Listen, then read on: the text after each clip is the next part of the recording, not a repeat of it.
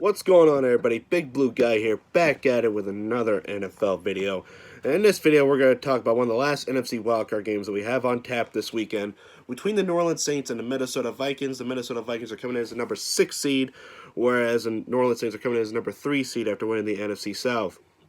So without further ado, let's jump right into it. So for the New Orleans Saints on the offensive side of the ball, they need to be concerned about slowing down and containing the Minnesota Vikings pass rush, who are led by defensive ends Danielle Hunter and Everson Griffin, who both combined for 22.5 sacks this season. Also, they need to utilize running backs Alvin Kamara and Latavius Murray often in the passing game to create some favorable matchups against the linebackers for the Minnesota Vikings, and this would definitely keep pressure off Drew Brees as well.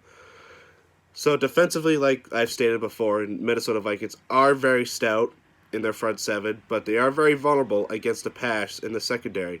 This year, the Vikings ranked 15th in the NFL in yards given up through the air, with a bulk of those yards going to their opponent's wide receivers, where they ranked 25th in the league. So with all that vulnerability in the secondary for the Minnesota Vikings, I expect big games from Michael Thomas and Jared Cook, who both combined for 192 catches for over 2,000 plus yards and 18 touchdowns, and they could be contributing factors as to whether the Saints will move on to the next round.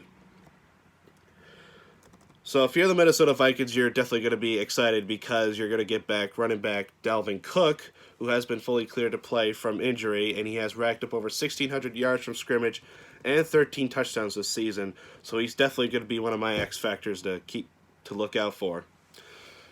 Whereas the New Orleans Saints have yet to give up 100-plus yards to a single rusher this season, and lately what teams in the league have tried to do against the Saints this season is they tried to use a lot of misdirection and a lot of trick plays to get some yards on the ground. But the Saints' defensive line is ranked 3rd in quarterback sacks and 5th in QB pressures. But just like the Vikings secondary, the Saints secondary is very weak against the pass as well. So expect a couple of big games from Stephon Diggs and Kyle Rudolph and Adam Thielen. And Diggs has caught 63 balls for 1,100 yards and 6 touchdowns this season, whereas Thielen and Rudolph have both combined for 69 catches, 700-plus yards, and 12 touchdowns this season. So they'll definitely be my offensive X factors to look out for. So obviously, as far as quarterbacks go, this is just another game for Drew Brees. He has been in this position before. He's a future Hall of Fame quarterback. I expect some fireworks from him. I expect him to come out aggressive in the passing game. Whereas for Kirk Cousins, this is going to be a big game for him, and there's been times where he hasn't won the big games in the past before. So this is definitely going to be a high-pressure situation for Kirk Cousins going into the Mercedes-Benz Superdome, where it's not an easy place to play. It's one of the toughest environments in the NFL. So that's why I think that the running game for the Minnesota Vikings will be very crucial to try to keep the pressure off of Kirk Cousins.